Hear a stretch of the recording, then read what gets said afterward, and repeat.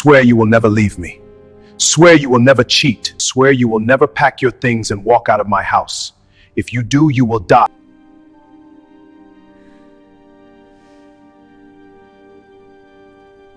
I swear. This is Nina's Tales, where silence speaks and broken hearts learn how to beat again. Gerald did not just live in the city, he owned it. His glass mansion stood above the skyline. His cars were the latest models. His name opened doors. His money silenced people. But there was one thing Gerald could never control: himself.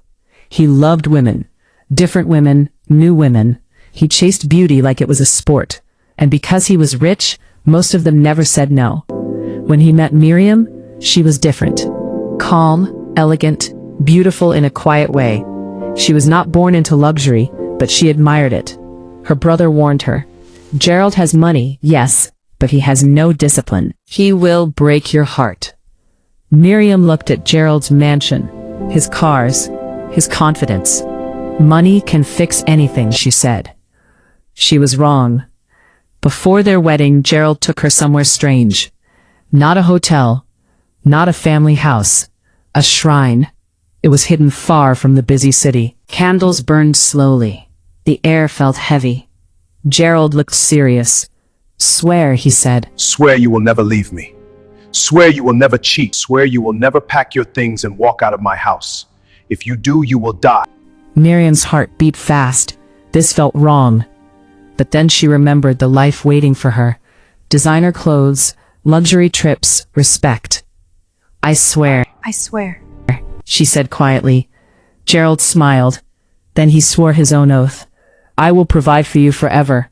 I will never divorce you. The priestess sealed it. The oath was locked. The wedding was grand. Crystal lights, live band, influential guests. Expensive champagne. Social media buzzed with pictures. They looked perfect. But perfection lasted only 3 days. On the third night, Gerald did not come to bed. On the fourth night, he smelled of another woman's perfume. By the second week, he stopped touching her completely. Then one evening, he brought a woman home. This is Sandra, he said casually. She's staying tonight. Miriam froze. Her stomach burned. Her chest tightened. But she remembered the oath. She could not leave. So she stayed and cried silently. Gerald became bold. He brought different women home. Some wore expensive heels. Some laughed loudly. Some walked past Miriam like she did not exist. He stopped giving her attention. Slowly, he even reduced money for her expenses. He would sleep with women upstairs while she sat downstairs in silence. One night, he went too far. He brought 2 women home. I'm thinking of marrying them too, he said confidently. I want to get married to those 2 women you saw. It's allowed. Miriam felt something inside her die. That night she returned to the shrine alone. She complained to the priestess. The priestess listened carefully. You want to break the oath? She asked. I can't live like this. The priestess shook her head. Both of you must agree to break it. Gerald refused when she begged him. He laughed. You swore. You are mine, forever. Miriam went back to the shrine, desperate. Is there another way? She asked. The priestess looked at her deeply. There is one way, but once done, it cannot be undone without your permission. Miriam did not hesitate. Do it. That night, Gerald brought another woman home, confident, smiling. But when it was time to perform, nothing happened.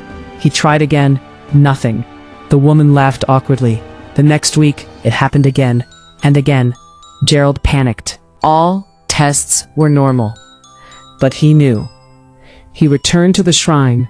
What did you do to me? What have you done to me? Undo it! Go and beg your wife. Your wife holds the key. Beg her. For the first time in his life, Gerald knelt. Miriam, please, let's go to the shrine. Reverse it. Miriam looked at him quietly. The same man who humiliated her. The same man who made her feel trapped. She smiled slightly. No. He was shocked. Days turned into weeks. Rumors started. Women talked. Something is wrong with Gerald. Business partners noticed his stress. He became angry. He called this a report? It's garbage. I want it read done now. No more excuses. Get it done. Distracted.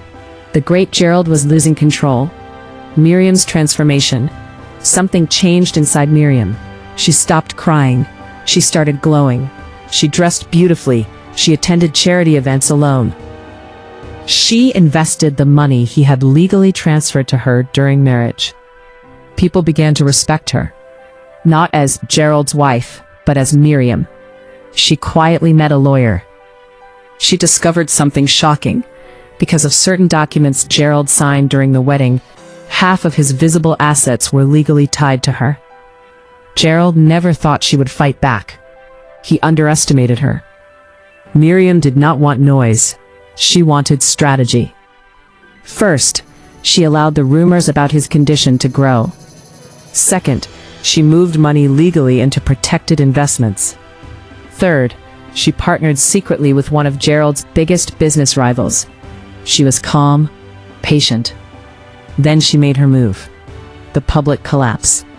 Gerald planned a huge business launch party in the city's most expensive hotel. Influencers were present. He wanted to prove he was still powerful. But that night, something unexpected happened. During his speech, screens behind him suddenly changed. Instead of his company presentation, financial documents appeared.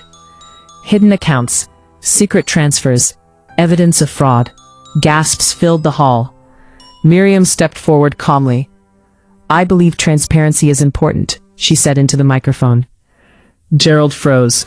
The police entered minutes later. Investors pulled out instantly. The media exploded. By morning, headlines were everywhere.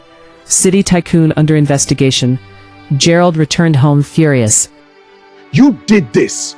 You swore to provide for me forever. You forgot that part of the oath. His accounts were frozen. His reputation damaged. His lovers disappeared overnight. Money that once attracted everyone now attracted no one. He fell hard. And the worst part? He still needed her. Gerald begged again. "Please, let's reverse everything." Miriam looked at him with peaceful eyes. "You trapped me with fear," she said softly. "Now you understand what it feels like." He cried. The powerful Gerald cried. But Miriam had changed. She returned to the shrine one final time.